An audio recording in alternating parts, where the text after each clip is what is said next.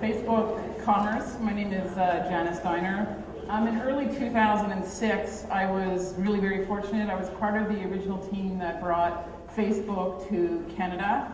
And just to put it in perspective, there were 40 staff at Facebook in California and 200,000 Canadians in the space. So it's really cool to be here a couple of years later and talking about commerce inside Facebook and actual goods being sold inside Facebook. It really puts a spin on our ROI model and engagement. So really what we're seeing is how to turn likes into buy. And Mark Zuckerberg gave a statement in August, or a little quote that's been bandied around the commerce circles. If I had to guess, social commerce is the next area to blow up. And really what we're seeing is, I'm going to show you a bunch of examples, and you really see how fast it's moving. Some of the stores that I'm going to show you are a week old, 2 weeks old, a month old. It's really moving at lightning speed. A lot of businesses, this is just a sampling of these retailers and packaged goods companies that are selling directly to customers inside Facebook. Just to put it a little bit of definition around there, Facebook commerce is defined as buying real goods with real currency inside Facebook without leaving Facebook.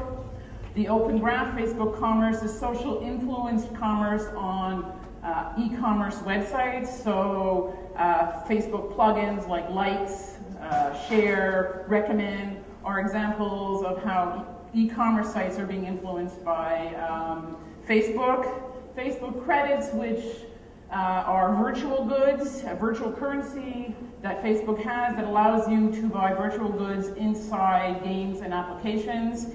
And lastly, Facebook places or Facebook deals. You check into locations with Facebook and you will see deals for you around the area, or retailers around the areas where you check in.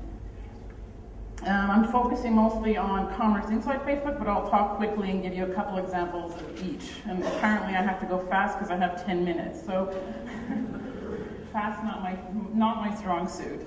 In 2010, we saw P&G, Pantene and Pampers sell sample products inside Facebook. So I could buy shampoo last February, new shampoo coming out for Pantene inside Facebook. And Pampers did a promotion. In the first 24 hours, 1,000 products disappeared for $9.99, bought inside Facebook, sold directly from P&G to the customer.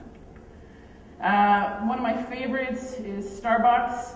They've launched it in sort of steps. The first one enabled me to take my Starbucks card and register inside Facebook with that card. I could buy more credits, I could see my balance.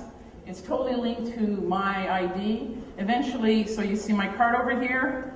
Then they added another feature that allowed me to buy coffee for my friends inside Facebook, so I could actually load a friend's card with credits and buy them a coffee on their card, and they could use it when they got to the store. And yesterday when I was in New York, my business partner at the airport waved his phone with the same application at Starbucks and bought me a coffee.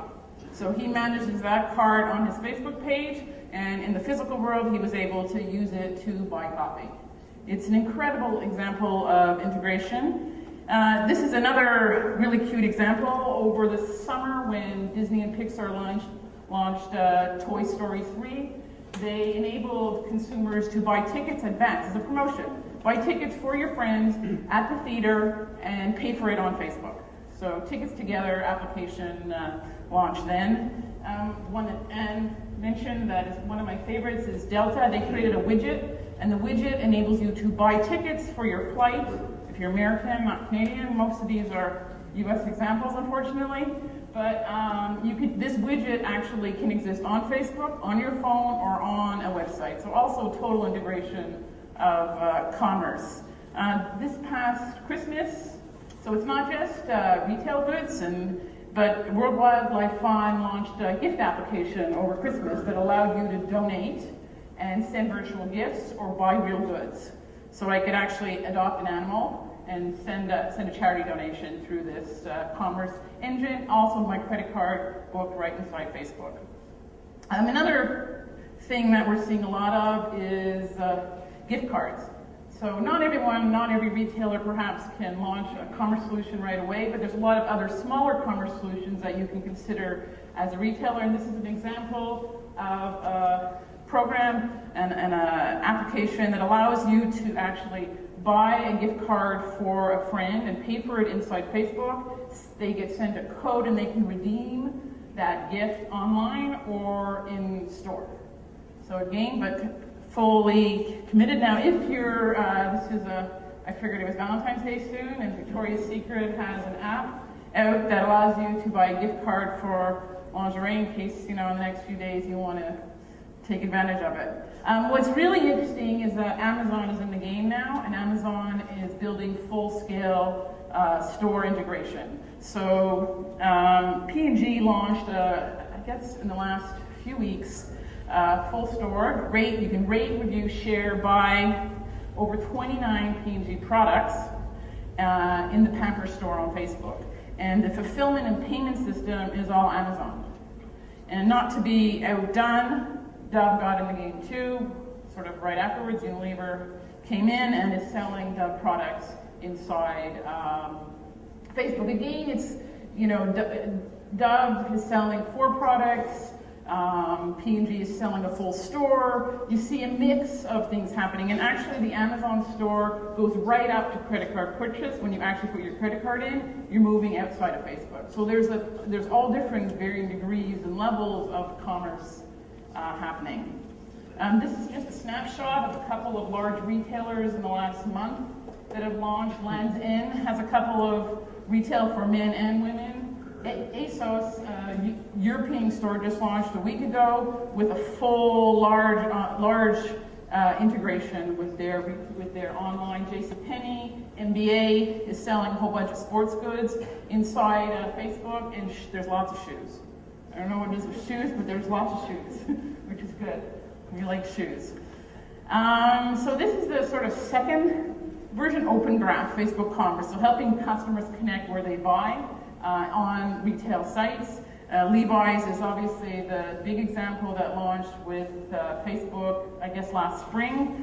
We see a bunch of similar examples, but just to point out a few, eBay had, over Christmas, launched a group gifting app that you log into Facebook on eBay and you could buy a gift with friends and pay for it as opposed to collecting money. So, you pay for it through PayPal, you invite your friend on Facebook to share, and you can send the gift. You go right through the whole commerce experience in a group sharing application. Amazon is, though, the one to really watch in my mind because they're integrating their recommendation engine inside Facebook APIs, so we're going to be able to see what our friends are liking and buying and recommending. We see a lot of that whole sort of, I was impressed with the word social living. I really think that this integration of likes and purchases and sharing inside commerce is going to reflect our future shopping habits, and social living is a really nice term I'm going to start using. Hope you don't mind. Still with pride, yeah. Telling everyone I'm doing it. So Facebook credits. Now this is kind of, to me, really quite unbelievable. I actually am working with a casual social game platform that's coming to market. So we've spent a great deal of time on Facebook credits, but Facebook credits is actually slipping into mainstream. Now I'm not sure how many of you will own up to playing Farmville or Cityville. No one ever owns up to it, but there is 100 million people, no one in this room, playing Cityville, and 48% of them are men, so really, but none of the guys in this room are playing it, for sure. Yeah. Or admitting it. So in any case, it's become mandatory for game developers by, I think, is it July 1st or June 1st? It's mandatory to use this currency inside your game or your game app. Facebook takes 30% on the transactions, and it's 2.1 billion is the projected estimated value of the industry in 2011. Now, now Facebook will say that this is just a virtual currency model for gaming and applications, but you see it slipping into retail. It's slipping, and it's slipping fast, and here is just a couple of little examples of the slippage. So Stand Up to Cancer, Facebook page, you could donate money in credits. So use your credits to donate to Stand Up for Cancer, an example of credits becoming real life currency. Yeah, there's quite a few actually showing up. Shopkick, I earn Facebook credits if I check into places like Best Buy and other retail locations. And the last one I'm showing is I Feel Good. It's a little application that allows retailers to offer Facebook credits as incentive to their online store.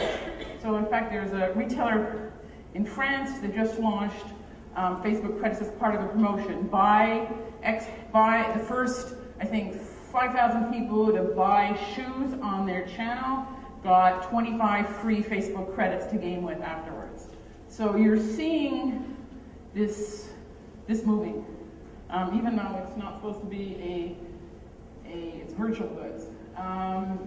The other one that's very important, I think, talks to things that a lot of people are talking about, is checking in, right? So Facebook launched deals in Canada last week with the following retailers.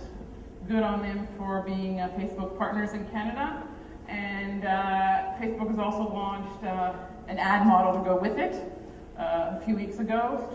So deals are free for retailers to set up, but the ad model will cost a little bit. So I'm on my second to last slide.